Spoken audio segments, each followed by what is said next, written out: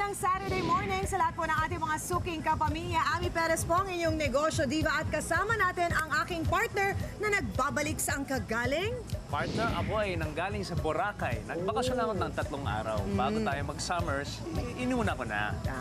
Business inspiration at informasyon ang hatid namin sa lahat po ng ating mga kababayang naghahangad magkaroon ng kabuhayang swak na swak.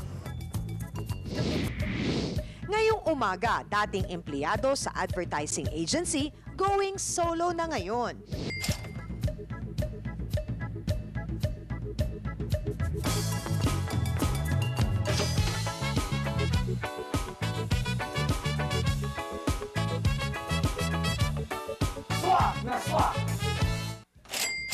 Nandito po tayo ngayon sa World Trade Center para sa Philippine World Building and Construction Exposition.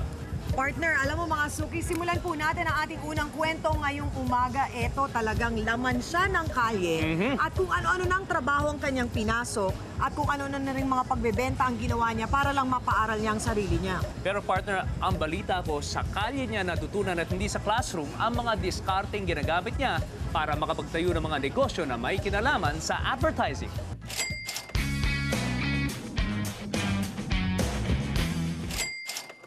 Maagang na-expose sa buhay ng kalsada si Joel. Kung ano-anong trabaho ang pinasok niya, mapaaral lang ang sarili. Nag-a-apprentice ako sa mga pintor para lang may pang-sustain ako ng education ko. Yung malaking bulk ng education ko is coming from my awards. So, minsan, pag wala nang pambayad ng tuition, dyan yung mananalo ka sa mga competition, yun yung pinambabayad ko ng tuition ko, yun ang source ng edukasyon ko.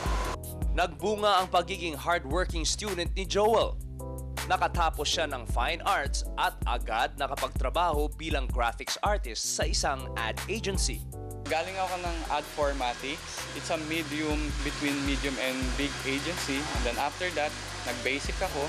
And after nung basic ko, nagmabuhay magazine ako. Doon ko natutuhan, hindi lang trabaho ang ginagawa ko, but preparasyon para sa kinabukasan ko. Kasi hindi ko nakikita ang sarili ko na habang buhay magiging empleyado ko. Kasi hindi ganun yung goal ko. Parang multitasking yung responsibilities ko. Naka 10 years experience si Joel sa advertising.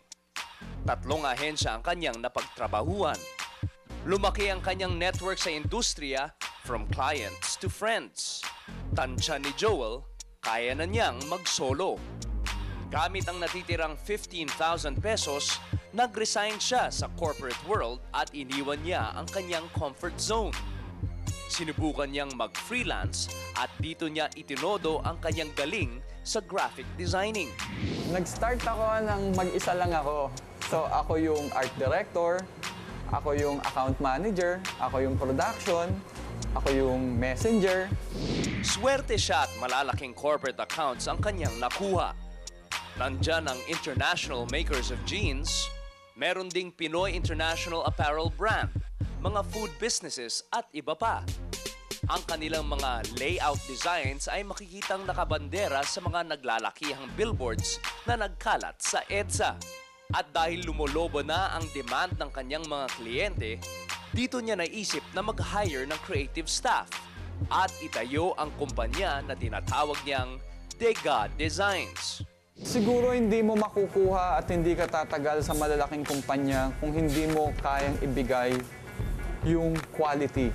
So since art-based ako, hindi ako typical negosyante, priority ko kasi yung quality ng trabaho. Ang advantage ko, pag nag-layout ako, on the spot, kaya kong mag-revise sa kanila. Yun yung hindi kaya ng big agency during the time. After 2 years, nanganak pa ng isang negosyo ang kanyang pagsisikap. Isang kumpanya ang kanyang itinayo, ang Egg Yolk Digital Graphics. Ang dating ina-outsource niyang digital print production ay sarili na niyang negosyo. Tumatanggap na rin dito ng walk-in clients na gustong magpagawa ng tarpaulin ads. Para maintindihan ng masa kung ano yung trabahong ino-offer namin.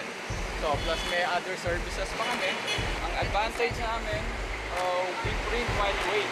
So, bigay mo sa amin yung file, ipiprint ka agad namin, and that's it. Sa 5 years niyang pagbibusiness, nakabili na si Joel ng house and lot at kotse. Pero ang kanyang maituturing daw na greatest investment ay kanyang mga tauhan.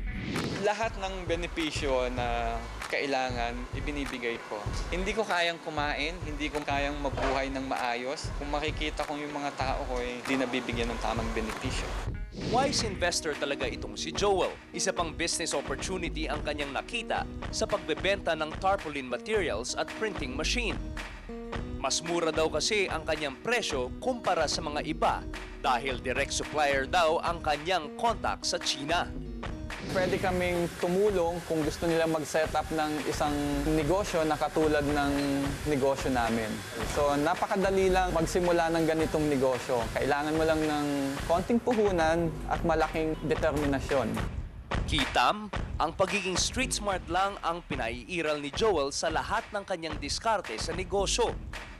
Bago pa talaga niya pinasok ang pagnenegosyo, ay nahinog na ang entrepreneurial skills ng dating batang kalye. Kita-kits pa rin tayo bukas mga suki. Ako po ang inyong negosyo diva, Amy Perez. At ako naman po ang inyong partner sa pag-asenso, Gilbert Remulla po. At ito ang kabuhayang Swak na swak.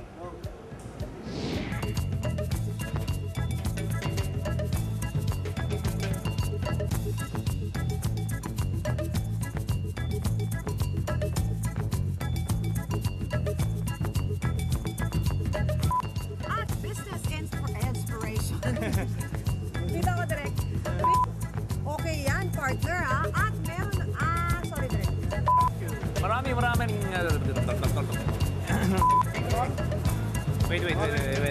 Wait. Maraming salamat po sa World Tech Services International.